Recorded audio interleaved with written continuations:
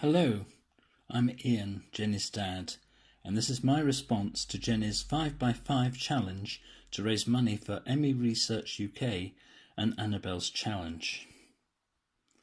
I'm going to start my categories by looking at songs. In fifth place, Yours for Life by Bread. In fourth, Nights in White Satin by the Moody Blues. In third, School by Supertramp. In second place, Joan Baez songs. My mother loved Joan Baez, and I fell in love with her voice, particularly in Where Have All the Flowers Gone? And in first place, Can't Live If Living Is Without You by Nielsen, which is the first dance at our wedding. Now, TV.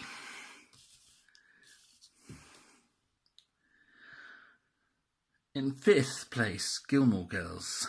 In fourth, House. In third, Rizzoli and Isles. In second, The West Wing. And in first place, Battlestar Galactica.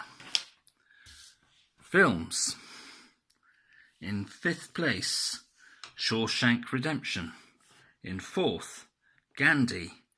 In third, Shadowlands. In second, Amazing Grace. And in first place for me is Chariots of Fire. Next category, sports. In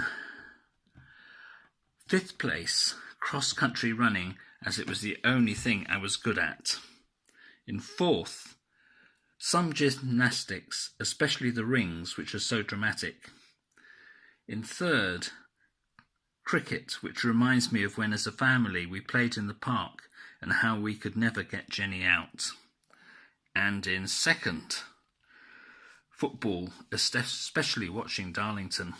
But first place goes to ski jumping, which is so dramatic, and I don't know how they have the nerve to do it. And now to books.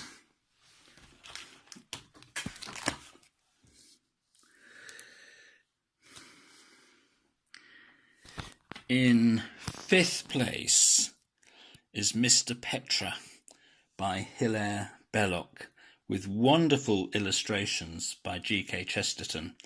Published in 1925, it was base of a world in 1953, the year I was born.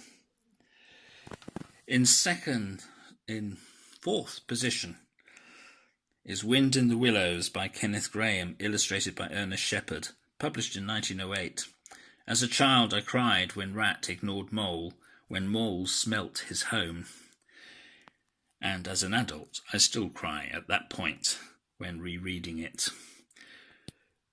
We now don't have a third, second and first. We have a joint first. And the joint first is King Pax and the Red Skyle by someone called Simon Robury. It was published in 2014 and available on Amazon. It's about power, greed, sacrifice and peace, and creatively explores complex modern ideas on how to govern well through a structured narrative told from a variety of perspectives of human, bird, cat, horse, horntail and other creatures. In other joint first is Mysterious, Monstrous and Metropolitan, an urban fantasy anthology. And of course, the best story is one called Out of Control by Keith Harry Robury.